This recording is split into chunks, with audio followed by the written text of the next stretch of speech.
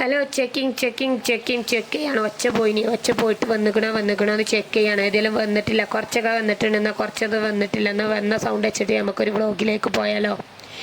ഇന്നത്തെ വ്ളോഗിലേക്ക് സ്വാഗതം. ഇന്ന് ഞാൻ വെണ്ടക്ക മുളകിട്ട പപ്പടം പൊരിച്ചത്, കയ്പങ്ങ ഉപ്പേരി, മീൻ പൊരിച്ചതൊക്കെ കൂട്ടിയിട്ട് ചോറങ്ങോട്ട് കഴിച്ചിട്ടേ നമ്മൾ ജോലിക്ക് പോകുള്ളൂ എന്നാണ് ചുരുക്കത്തെ പറഞ്ഞു വരുന്നത്. എല്ലുമുറിയെ ജോലി ചെയ്താൽ പല്ലുമുറിയെ തിന്നാന്ന് പണ്ടാരോ പറഞ്ഞു കേട്ടിട്ടുണ്ട്. എന്നാൽ ഞാൻ അങ്ങനെയല്ല, പല്ലുമുറിയെ തിന്നിട്ടേ എല്ലുമുറിയെ ജോലി ചെയ്യാൻ പോകുള്ളൂ എന്നാണ് പറഞ്ഞു വരുന്നത്. ചുരുക്കി പറഞ്ഞാലേ നമ്മൾ നല്ലോണം ജോലി ചെയ്താലല്ലേ നമുക്ക് തിന്നാൻ പറ്റുള്ളൂ, നമ്മൾ തിന്നാലേ നമുക്ക് ജോലി ചെയ്യാൻ പറ്റുള്ളൂ. നമുക്ക് എന്തേലും പറ്റിക്കഴിഞ്ഞാൽ നമ്മൾ തന്നെ സഹിക്കേണ്ടി വരും എന്നാണ് ചുരുക്കി പറഞ്ഞ് വരുന്നത്. എല്ലാവരും ആശ്വസിപ്പിക്കാനൊക്കെ ഉണ്ട്, എന്നാലും വേദന സഹിക്കണമെങ്കിൽ നമ്മൾ തന്നെയല്ലേ ഉണ്ടാവുള്ളൂ നമുക്ക്. അതുകൊണ്ട് നമ്മൾ നല്ലോണം വയറ് നിറച്ച് കഴിക്കുക, എന്നിട്ട് ഗുളികയും മരുന്നെടുത്ത് കഴിക്കുക എന്നാണ് പറഞ്ഞു വരുന്നത്. ഇതിൽ സൗണ്ടിനൊക്കെ ചെറുതായിട്ട് മാറ്റണ്ടായിന്, ഇമ്മ മരുന്നൊക്കെ തന്നിട്ടുണ്ടായിന്. അതൊക്കെ കുടിച്ച് ചെറിയൊരു ആശ്വാസമൊക്കെ ഉണ്ട്. എന്നാലും തോത്തലും തുറക്കലൊക്കെ നമ്മൾ തന്നെ എടുക്കണമല്ലോ, വേറെ ആരും എടുക്കൂലല്ലോ. അതുകൊണ്ട് വന്നു ഒരു വ്ളോഗ് എടുക്കാമെന്ന് വിചാരിച്ച് വന്നു. ഭയങ്കര ഇൻട്രസ്റ്റ് ചെയ്യാന്ന് തുറക്കാനാകൂല എന്ന് വിചാരിച്ചതേ. ഒരു വ്ളോഗൊക്കെ എടുക്കുമ്പോൾ ഒന്ന് തോത്തി തുറക്കാമെന്ന് വിചാരിച്ചു വന്നതാണ് ചുരുക്കത്ത് പറഞ്ഞു വേണം. മെഷീനിൽ അലക്കാൻ തുണികൾ ഇട്ടിക്കണ്, ചവിട്ടിയൊക്കെ അങ്ങോട്ടും ഇങ്ങോട്ടും മാറ്റിയിടണം. എന്തൊക്കെ അല്ലേ, എന്തൊക്കെ കുണാപ്പുകളാണോ അവിടുന്ന് ഇങ്ങോട്ടും മാറ്റിയിടാല്ലതോയ്. എന്താ നിങ്ങളൊക്കെ വർത്താനങ്ങൾക്കൊക്കെ സുഖല്ലേ? എന്താ പറയുക, ഒരു വട്ടം തുടക്കണം, 2 വട്ടം തുടക്കണം, 3 വട്ടം തുടക്കണം, നിങ്ങൾക്ക് എത്ര വട്ടം ആണെങ്കിലും തുറക്കാം. ഞാൻ ഇവിടെ 2 വട്ടം തുറക്കണുള്ളൂ എന്നാണ് ചുരുക്കി പറഞ്ഞ് വരുന്നത്. 3ാമത്തെ വട്ടം തുറക്കാൻ നിന്നാൽ ഭ്രാന്തോയി. എനിക്ക് വട്ടുണ്ടോ എന്ന് പല ആളുകളും എന്നോട് ചോദിക്കാറുണ്ട്. വട്ടുള്ള ആളുകൾ ഒരിക്കലും ഇല്ല എന്നല്ല പറയുള്ളൂ. ഫാനൊന്ന് ഓണാക്കണമെങ്കിൽ ആ ചാക്കുമ്പോൾ കൂടെ കയറി മറിഞ്ഞിട്ട് വേണം ഫാൻ ഓണാക്കാൻ. നമ്മളെ മൂപ്പരാക്കാൻ്റെ ചാക്കാണ് ഇന്നലെ അങ്ങോട്ട് പറഞ്ഞിട്ടില്ലേ, ചാക്കിലൊക്കെ ഒരു 1.5 മുതലാണ്. സ്വർണ്ണക്കട്ട എന്നല്ല, ചെമ്പിൻ്റെ കട്ടയാണ്. ചെമ്പിൻ്റെ കട്ടയല്ല, ചെമ്പിൻ്റെ വയറിലെത്തും. വീട് പൊളിക്കലാണ് ജോലി. വീട് പൊളിക്കുമ്പോൾ അതിമന്ന് വയറിങ്ങിൻ്റെ വയർ ഊരിയെടുത്തിട്ടേ അതിങ്ങോട്ട് കൊണ്ടുവന്നിട്ട് ഇവിടെ ഇങ്ങനെ വെക്കും. ആ വെക്കണ ചാക്കാണ്. അതുകൊണ്ട് എനിക്ക് തൊടാൻ പറ്റൂല. 150 പറ്റൂല. നിങ്ങൾക്ക് ആർക്കെങ്കിലും തോന്നുന്നുണ്ടാവും പറ്റൂല. ഇനി മൂപ്പരാകാൻ്റെ സാധനം കാണാനില്ലാതായ പിന്നെ എന്നെ ചീത്ത അറിയില്ലേ. അതുകൊണ്ടാണ് ഞാൻ ഇതിനൊന്നും പോകാത്തത്. അതുകൊണ്ടാണ് ഞാൻ അവിടെ തുടക്കാത്തത്. നിങ്ങൾക്ക് ആർക്കെങ്കിലും വീട് പൊളിക്കാനൊക്കെ ഉണ്ടെങ്കിൽ എൻ്റെ മൂപ്പരാക്കാനെ നമ്പർ ഞാൻ താഴത്ത് കൊടുക്കണോ? അല്ലെങ്കിൽ കൊടുക്കണ്ട. കാരണം പെണ്ണുങ്ങളല്ല എൻ്റെ വ്ളോഗൊക്കെ കാണുക. പിന്നെ നിരന്തരം ഒരു ശല്യപ്പെടുത്തൽ മാതിരി ആരെങ്കിലും കോൾ ചെയ്താലോ പേടി. അതുകൊണ്ട് ഞാൻ കൊടുക്കണില്ല. നിങ്ങൾക്ക് വേണമെന്നുണ്ടെങ്കിൽ താഴെ കമൻറ്റ് രേഖപ്പെടുത്താവുന്നതാണ്. എന്ത് വീട് പൊളിക്കാനുണ്ട് എന്നുണ്ടെങ്കിൽ പഴയ വീടൊക്കെ പൊളിച്ചുകാണ്ടേ എന്താക്കും, പൈസ നിങ്ങൾക്ക് അടുത്ത് തരും എന്നാണ് ചുരുക്കി പറഞ്ഞ് വേണം. പഴയ വീട് പൊളിക്കും എന്നിട്ട് പൈസ നിങ്ങൾക്ക് അടുത്ത് തരും, അത്ര തന്നെ. അതിന് എത്രയാണ് കിട്ടണ തരും. പൊളിച്ചാനുള്ള കായ് നിങ്ങൾ കൊടുക്കണ്ട എന്നാണ് ചുരുക്കത്ത് പറഞ്ഞു വരുന്നത്. പറഞ്ഞ് നമ്മളിപ്പോൾ ഇവിടെ അടുക്കളയിലെത്തിക്കണു എന്നാണ് ചുരുക്കി പറഞ്ഞു വരുന്നത്. എന്തോരം സിമ്പിളായിട്ട് അടുക്കളയിലെത്തിയത് പോയി. ഇങ്ങനെയാണെങ്കിൽ എന്നും വ്ളോഗ് ഇടുപോയി. കാരണം വളരെ സിമ്പിളായിട്ട് 4 വർത്താനം പറഞ്ഞപ്പോൾ തന്നെ അടുക്കളയിലെത്തി നമ്മൾ. ഈ അടുക്കള എന്താ ഇങ്ങനെ നല്ലത്, എത്ര തോത്തിയിട്ടും തുടച്ചിട്ടും കാര്യമില്ല, ഇങ്ങനെ തന്നെയാണ് ഇതിൻ്റെ ഒരു കളർ എന്നുള്ളത്. എന്താ നിങ്ങളോടൊക്കെ എനിക്ക് പറയാൻ വാക്കുകളില്ല. ഇവിടുന്ന് ഓരോ സാധനം കിട്ടണം. എനിക്ക് ഇതിൻ്റെ ഫ്രിഡ്ജിൻ്റെ മുകളിൽ ഡെക്കറേഷൻ ചെയ്താലേ എനിക്കൊരു സമാധാനം കിട്ടുള്ളൂ. ഓട്സ് ഉണ്ട്, വേസ്റ്റേജിൻ്റെ തവിട് ഓയിലൊക്കെ കഴിഞ്ഞിരിക്കണം, എന്നാലും ഡെക്കറേഷന് വേണ്ടിയിട്ട് ഇവിടെ വെച്ചിട്ടുണ്ട്. അപ്പം എല്ലാം ഇവിടെ റെഡിയായി നിൽക്കുന്നുണ്ട്. അടുക്കളുണ്ട്, ഓട്സ് ബരകിയതുണ്ട്, ഒക്കെ ഉണ്ട്. എന്തോന്നും നേരെ നിൽക്കാത്ത അടുക്കള വാതിലൊന്ന് നമുക്ക് തുറന്ന് നോക്കാൻ. നമുക്ക് എന്താക്കണം, ഇനി നമുക്ക് അല്ലറ ചില്ലറ ജോലികൾ പറഞ്ഞാൽ കുറച്ച് വേസ്റ്റുകളൊക്കെ പുറത്താക്കാനുണ്ട്. വേസ്റ്റുകളല്ല, നല്ല ഫുഡ് ഐറ്റംസ് പറഞ്ഞാൽ നമ്മളൊക്കെ ഫുഡ് കഴിക്കുമ്പോൾ നമുക്ക് പൂച്ചകൾക്കും കോഴിക്കും ആടുകൾക്കും എന്താ പറയുക കാക്കച്ചികൾക്കൊക്കെ നമ്മൾ ഫുഡ് കൊടുക്കണ്ടേ?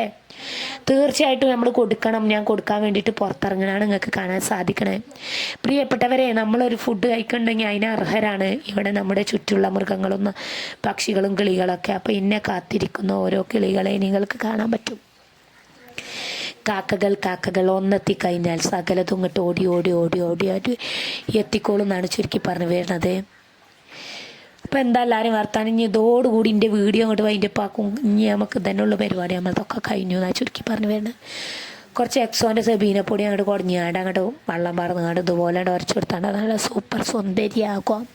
എന്തൊക്കെ ഇപ്പം ഞാൻ പറഞ്ഞിരിക്കണേ, എക്സോൻ്റെ പൗഡറിൻ്റെ പരസ്യം, സെബീന പൗഡറിൻ്റെ പരസ്യമൊക്കെ പാടെ കുട്ടിയൊരു പരസ്യമല്ല, അത് എക്സോൻ്റെ പൗഡറാണ്.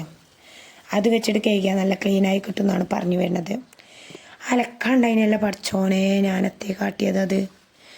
അലക്കാനുള്ളത് മെഷീനിലിട്ടീനല്ലേ, അതൊരന്ത് ഓർമ്മയും കിട്ടിയിട്ടില്ല. ഇനിയിപ്പോൾ അതിൻ്റെ പിന്നാലെ നടക്കേണ്ട കുറച്ച് നേരം. നേരത്തെ തന്നെ അതിൻ്റെ അടിയിൽ ചെയ്താൽ മതി, എന്നെ നോക്കിയില്ല. ഏതെങ്കിലും പൈപ്പുമ്പോൾ കൂടെ ചുറ്റുപിടിച്ചും വെള്ളം പാരാ, നല്ലൊരു സമാധാനം കിട്ടുള്ളൂ. ഇതൊക്കെ നന്നാക്കി പോയിട്ട് നമുക്ക് ആ തുണികൾ തിരുമ്പി തോരടണമല്ലോ പഠിച്ചോനെ, വല്ലാത്തൊരു പുതുമ. ആദ്യം ചെയ്യേണ്ട അവസാനമായി, അവസാനം ചെയ്യേണ്ട ആദ്യമായി. അതൊക്കെയാണ് ഇപ്പോൾ സംഭവിച്ചത്. തുണികൾ നേരം വെളുക്കുമ്പോൾ തന്നെ തോരട്ടൊക്കെ ആണെങ്കിൽ അത് തോരട്ട് വെയിലുണ്ട് ഉണങ്ങിയില്ലേനിയോ. ഇപ്പം എന്തായി 1 മണിയായി നേരം. വല്ലാത്തൊരു പുതുമ. ഇതെല്ലാം ഇതും കൂടി എനിക്ക് കട്ടെ എന്നിട്ട് പോകാം. ഇപ്പം എന്താ എല്ലാവരും വർത്താനം, എല്ലാവർക്കും സുഖമല്ലേ? ഇപ്പം എന്താ പറയാനുള്ളതെന്ന് ചോദിച്ചാൽ എനിക്ക് 1-2 വർത്താനമൊക്കെ പറയാണ്ട്. ഞാൻ എന്തോ പറയാൻ ആഗ്രഹിക്കുന്നുണ്ട്, ഞാൻ മറന്നു പോകുന്നുണ്ടെന്ന് ചെറിയ ഡൗട്ടുണ്ട്. ഇതിപ്പോൾ പറയാൻ വിചാരിച്ചേ, നമ്മളുണ്ടല്ലോ ഒരാളെ കുറ്റപ്പെടുത്തുമ്പോൾ നമ്മൾ നല്ലോണം നോക്കണം. ഒരാളെ കുറ്റപ്പെടുത്തുന്ന സമയത്ത് നമ്മളൊരാളെ കുറ്റപ്പെടുത്തുമ്പോൾ നമ്മളൊരിക്കലും അതുപോലെ ആകരുത്. കുറ്റപ്പെടുത്തുന്ന ആളെപ്പോലെ നമ്മൾ ആകരുത്. ആകാതിരിക്കുകയാണെങ്കിൽ തികച്ചും നിങ്ങൾ കുറ്റപ്പെടുത്തിക്കോളൂ എന്നാണ് എനിക്ക് പറയാനുള്ളത്. അല്ലെങ്കിൽ നമ്മൾ കുറ്റപ്പെടുത്താൻ നിൽക്കരുത്.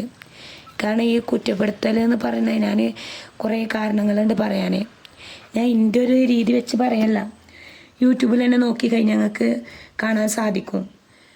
കുറേ ആൾക്കാർ വേർപിരിഞ്ഞു പോയത്, കുറേ ആൾക്കാർ അങ്ങനായത് ഇങ്ങനായത്, സകല ആൾക്കാരും വേർപിരിഞ്ഞു പോയത്, കുറേ കൗൺസിലിംഗ് ക്ലാസ് നടത്തിയവർ വേർപിരിഞ്ഞു പോയത്. ഓരൊക്കെ പല ജീവിതങ്ങൾ നന്നാക്കിയ ആളുകളാണ്. ഓരൊക്കെ വേർതിരിഞ്ഞു പോകുമ്പോൾ നമ്മളെന്ത് മനസ്സിലാക്കേണ്ടതെന്ന് ചോദിച്ചാൽ, ഒരാളെയും നമ്മൾ കുറ്റപ്പെടുത്തി സംസാരിക്കരുത്. കുറ്റപ്പെടുത്തി സംസാരിക്കുകയാണെങ്കിൽ നമുക്ക് ആ കുറ്റപ്പെടുത്തിയ കാര്യം നമുക്ക് നല്ലോണം ഓർമ്മ വേണം. ഓർമ്മ വന്നു കഴിഞ്ഞാൽ നമ്മൾ തികച്ചൊരു ഡയറിയിൽ എഴുതി വെക്കണം. ഇന്ന കാര്യത്തിന് ഞാൻ ഇന്ന ആളെ കുറ്റപ്പെടുത്തിയിട്ടുണ്ട്, അതുകൊണ്ട് ഞാൻ ഒരിക്കലും ആ തെറ്റ് ചെയ്യുകയില്ല. തികച്ചും നമ്മൾ ഡയറിയിൽ എഴുതി വെക്കണം. കാരണം നമ്മൾ ഒരാളെ കുറ്റപ്പെടുത്തുന്ന നമ്മളെന്താക്കും, അത് മറന്നു പോകും. പക്ഷേ ഈ കുറ്റം കേട്ട ആളുകളുണ്ടല്ലോ, അത് ജീവിതത്തിൽ ഒരിക്കലും മറക്കാനുള്ളൊരു സാധ്യത വളരെ കുറവാണ്. അതുകൊണ്ട് അവർ മറക്കൂല. അവർ എത്ര കാലം കഴിഞ്ഞാലും അത് മറക്കൂല എന്ന് ഈ കുറ്റപ്പെടുത്തുന്ന ആളുകൾക്ക് തികച്ചും ഓർമ്മ വേണം. അതുകൊണ്ട് മറ്റുള്ളവരെ കുറ്റപ്പെടുത്താതിരിക്കുകയാണ് ഏറ്റവും നല്ലത്. ഏറ്റവും സിമ്പിളായിട്ടുള്ള പരിപാടി എന്ന് പറയുന്നത് മറ്റുള്ളവരെ കുറ്റപ്പെടുത്താതിരിക്കുക. എന്നാൽ നമുക്ക് സുഖസുന്ദരമായിട്ട് മുന്നോട്ട് പോകാം. എല്ലാവരെയും കുറ്റപ്പെടുത്തി നടന്നാൽ നമുക്ക് എന്താകാൻ പറ്റും? നമ്മുടെ ജീവിതത്തിലേക്ക് അങ്ങനെ ഒരു കുറ്റപ്പെടുത്തൽ വരുന്നുണ്ടോ നമ്മൾ നോക്കിക്കൊണ്ടിരിക്കേണ്ടി വരും. കാരണം ആ പറഞ്ഞ ആളുകൾ തികച്ചും നമ്മളെ കുറ്റപ്പെടുത്താനുള്ള സാധ്യത വളരെ കൂടുതലാണ്. നമുക്ക് നന്മയ്ക്ക് വേണ്ടി പറഞ്ഞതാകാം. കേൾക്കുന്ന ആളുകൾ ചിലപ്പോൾ നന്മ ആയിക്കൊള്ളണം എന്ന് ചിന്തിക്കുകയില്ല. അവരുടെ ഭാഗത്തുനിന്ന് ചിന്തിപ്പിക്കുമ്പോൾ അവർ എന്താ കരുതുന്നറിയോ, ഓല മനസ്സിലുള്ളത് ആ സത്യം എന്ന് വിചാരിക്കുന്ന ഒരാളോട് നമ്മൾ എത്ര നന്മ പറഞ്ഞു കൊടുത്താലും മനസ്സിലാകില്ല. അത് എന്താ മനസ്സിലാകാത്തതെന്ന് വിചാരിച്ചാൽ, അത് സ്വന്തം ഓല മനസ്സിൽ ആദ്യം ഓല നന്മയാണെന്ന് മനസ്സിൽ വിചാരിച്ച് വെച്ചിട്ടുണ്ട്. അത് പിന്നെ നമ്മൾ തിന്മയാണെന്ന് പറഞ്ഞു കൊടുത്താൽ നമ്മൾ മനസ്സിലാകില്ല. അങ്ങനെ മനസ്സിലാകാത്തതാണെന്നുണ്ടെങ്കിൽ പിന്നെ നമ്മൾ മനസ്സിലാക്കാൻ പോകരുത്. അങ്ങനെ നിൽക്കുക. ഒരു പ്രാവശ്യം നമുക്ക് പറഞ്ഞ് മനസ്സിലാക്കാനുള്ള പൂർണ്ണ ഉത്തരവാദിത്തം നമുക്കുണ്ട്. അത് നമ്മൾ പറഞ്ഞു കൊടുക്കാവുന്നതാണ്. 1, 2, 3 വട്ടം നമുക്ക് പറഞ്ഞു കൊടുക്കാവുന്നതാണ്. പിന്നീട് ആ തെറ്റ് ആവർത്തിക്കുകയാണെന്നുണ്ടെങ്കിൽ പറഞ്ഞു കൊടുക്കരുതെന്നാണ് എൻ്റെ ഒരു അഭിപ്രായത്തോടെ ഞാൻ യോജിക്കണത്.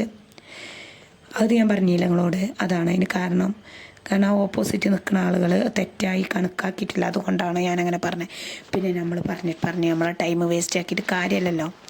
അപ്പം ഇന്നത്തെ വീഡിയോ ഇത്രയൊക്കെ ഉള്ളൂ. തുണികളൊക്കെ തോരടൽ കഴിഞ്ഞു, ഒക്കെ തോരട്ടു. ഇനി അകത്തേക്ക് കയറി പോകണം. ഇനി വേറെ പ്രത്യേകിച്ചൊരു ജോലിയില്ല. Okay, bye. അടുത്ത വീഡിയോയിൽ കാണാം ഇൻഷാ അല്ലാഹ്. ടാറ്റാ, ബൈ.